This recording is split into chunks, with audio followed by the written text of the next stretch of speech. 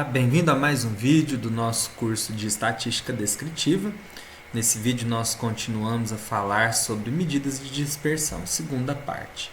Então, conforme a gente terminou o último vídeo, eu disse que o desvio padrão é uma das medidas mais importantes da estatística e ele é a raiz quadrada da variância. Então, veja aqui, que o sigma sem o expoente 2, ele indica desvio padrão, assim como o S sem o expoente 2 indica desvio padrão amostral. O primeiro populacional, o segundo amostral, e é a raiz quadrada dos respectivos desvios.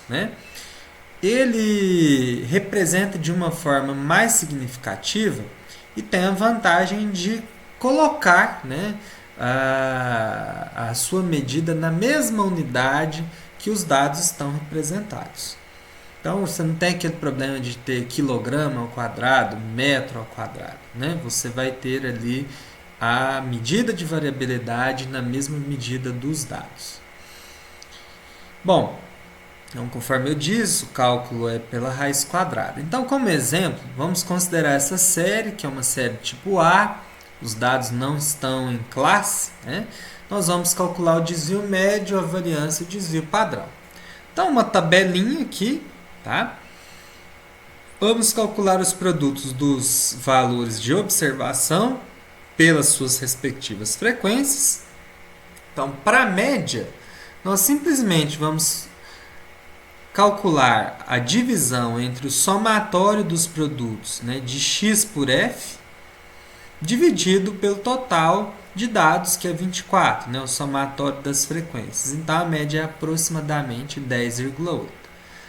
Para calcular o desvio médio, nós fazemos a diferença entre os valores observados e a média, então xi menos x barra em módulo. Vamos gerar os nossos DIs, então D1, D2, D3, D4, D5.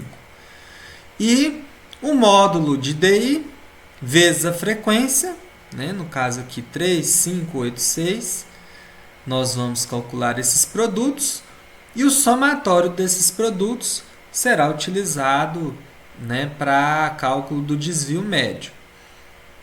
Então, o desvio médio vai ser aquele somatório dividido por N, no caso é 24. Então, o desvio médio é 1,44. Já para calcular variância e desvio padrão, nós vamos precisar, além de xi vezes fi, nós vamos precisar dos quadrados de xi vezes fi. Então, nós elevamos cada xi ao quadrado, multiplicamos esses quadrados por f, aqui na última coluna, e geramos assim o somatório. A fórmula de aplicação da variância é o somatório dos quadrados de xi por fi, que é essa última coluna que a gente obteve, menos quadrado do somatório de xi vezes fi, que é nossa terceira coluna aqui, 259 ao quadrado. Então, tenha muita atenção, o que é que a fórmula está pedindo? O que é quadrado de x e o que é o que é o somatório dos quadrados de x e o que é o somatório. Aliás, o quadrado do somatório de x. São duas coisas distintas. Então, 259 ao quadrado sobre 24 e a fração toda dividido por 24 menos 1. Resultado vai ser 3,65.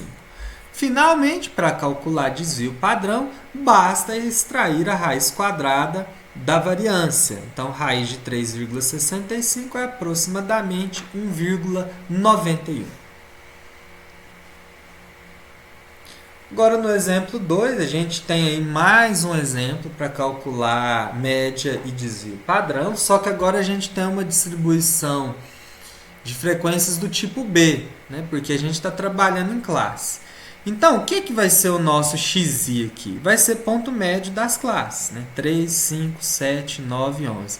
O restante é tudo a mesma coisa. Então, aqui estão as frequências, aqui estão os produtos de xi por fi, o somatório desses produtos. Aqui estão os quadrados de xi e aqui o somatório do quadrado de xi por fi, dando aqui 1148. Para a média, eu vou pegar o somatório de xi por fi e dividir por n, que é 20, vai dar aproximadamente 7,2.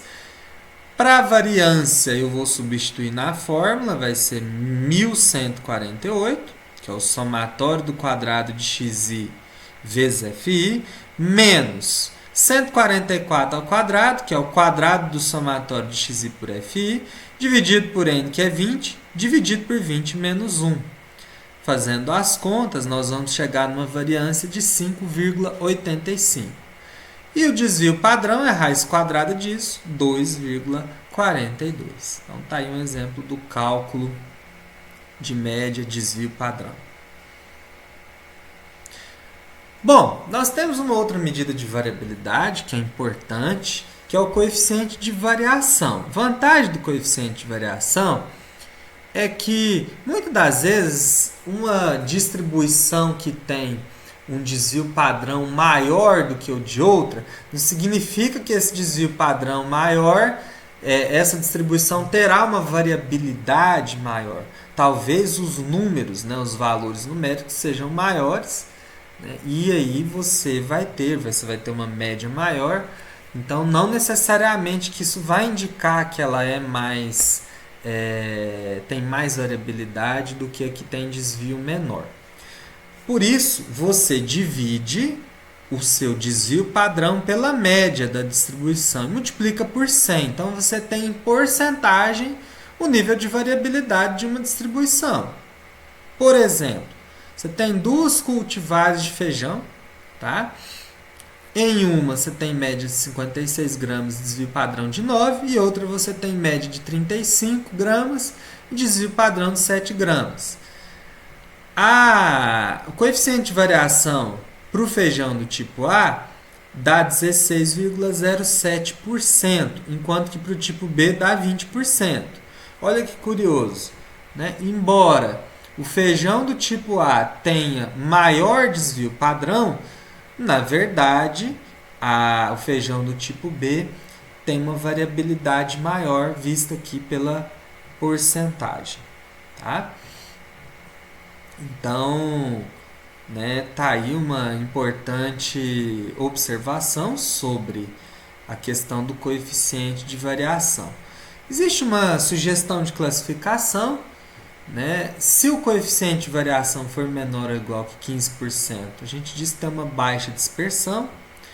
Se estiver entre 15% e 30%, tem uma média dispersão, e acima de 30%, alta dispersão. Então, não é bom, tá? Dependendo do que você estiver trabalhando, isso pode não ser bom para algumas inferências.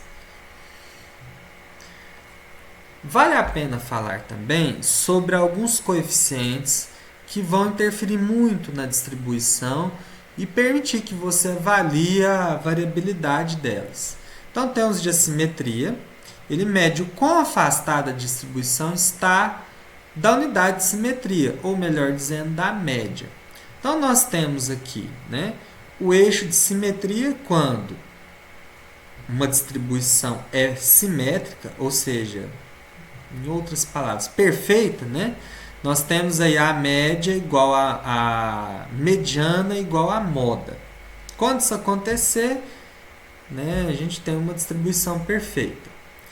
Se nós tivermos a moda menor do que a mediana e menor do que a média, nós vamos ter uma distribuição assimétrica positiva ou à direita. Tá?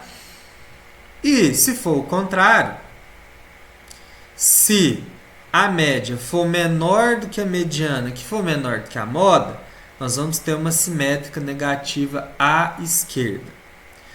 Nós temos aí dois tipos de coeficiente de assimetria.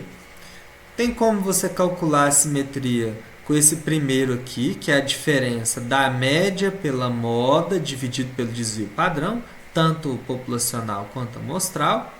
E tem uma outra possibilidade, que é você fazer o primeiro quartil mais o terceiro quartil menos 2 vezes a mediana dividido, né, por quartil 3 menos quartil 1. Então, para avaliar esse tipo de simetria, nós estabelecemos as seguintes classificações.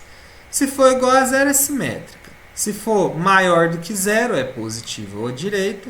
Se for menor do que zero, é negativa ou à esquerda. E temos também o coeficiente de Kurtoz. Ele avalia o achatamento da distribuição, né? Quanto ela está achatada ou não. Nós dizemos que ela é mesocúrtica, tá? Quando ela não é nem delgada e nem achatada, né? É uma forma meio vulgar assim de dizer, tá? Se ela, né, for de aspecto delgado, a gente diz que ela é leptocúrtica.